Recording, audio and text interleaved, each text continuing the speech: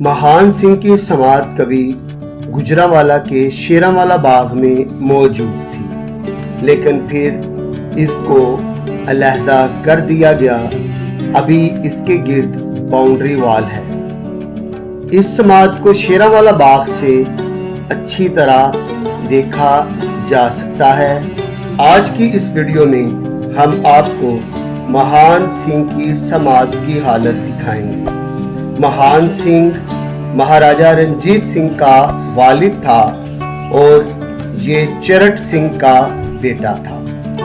इसके हालात बताने से पहले आपको चरट सिंह के मुतल्लिक बताते चले।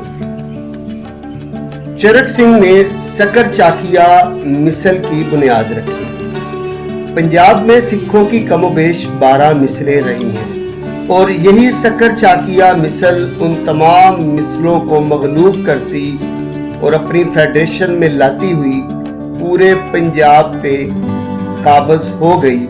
और यूं महाराजा रंजीत सिंह ने पंजाब को एक तवील अरसे तक अपने काबू में रखा।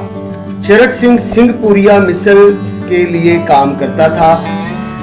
चरट सिंह ने सिंहपुरिया मिसल से अलहदा होकर 150 घुड़सवार इकट्ठे किए और अहमद शाह अब्दाली के लश्कर जब वापस जा रहे थे उन पे हमला किया। ये उनके साथ गुरिल्ला वार लड़ता रहा और 1760 में चरट सिंह ने लाहौर के गवर्नर अबैद खान के खिलाफ मुकाबला किया और उसे शिकस्त दी। 1762 में अहमद शाह अब्दाली की वापस जाती हुई फौजों के पिछले हिस्से पे धावा बोला और काफी मालो दौलत लूट लिया और यूं पूरे पंजाब में चरट सिंह की धाक बैठ गई।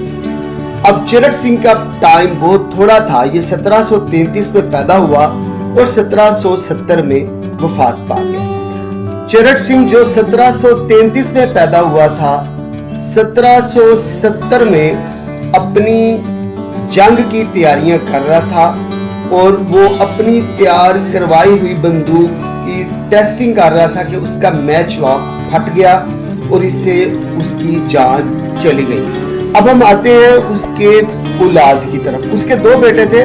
बड़े बेटे का नाम महान सिंह था और ये महान सिंह महज 10 बरस का था कि जब इसके वालिद का इंतकाल हुआ। और महान सिंह चूंकि शक्कर चाकिया मिसल को काबू नहीं कर सकता था तो महान सिंह की वालिदा चरट सिंह की बीवी माई देसा उसने ही सारा इंतजाम संभाल लिया।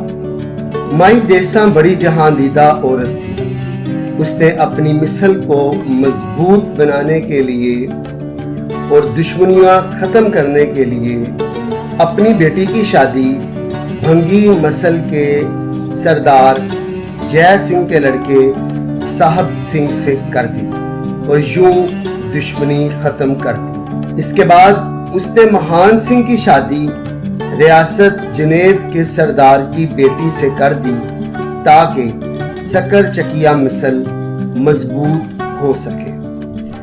माई देसा का इससे भी बड़ा काम यह था कि अहमद शाह अब्दाली ने जो चरट सिंह का तामीर करदा गुजरांवाला में किला मस्मार कर दिया था उसको दोबारा तामीर करवाना शुरू किया। ख्याल रहे कि पहले किला मट्टी से बना हुआ था, लेकिन माई देसा ने इसे मजबूत ईंटों से तैयार करवाना शुरू किया। आपको अनकरीब इस किले पे भी वीडियो पेश की जाएगी। यूं उसको अपनी मिसल ताकतवर बनाने और दुश्मनों को खत्म करने का मौका मिल गया। महान सिंह जब जवान हुआ तो सबसे पहले उसने किला रोहतास पे कब्जा किया। इसके बाद सियालकोट के करीब कस्बा कोटली लोहारा था। यहाँ के कारीगर बंदूकें बनाने के बड़े माहिर थे, इसलिए इस कस्बा को फतह करके अपनी फौज के लिए आला बंदूकें तैयार करवाई। इसके बाद रसूल नगर को फतह किया और पीर मोहम्मद खां को शिकस्त दी और इसके बाद उसने रसूल नगर का नाम बदलकर रामनगर रख दिया। इन्हीं पठानों की दूसरी बस्ती علی پور پر قبضہ کیا اور اس کا نام اکال گڑھ رکھ دیا۔ مہان سنگھ اتنا طاقتور ہو چکا تھا کہ جب اس نے جموں کی طرف رخ کیا تو ڈوگرا راجہ فرار ہو گیا۔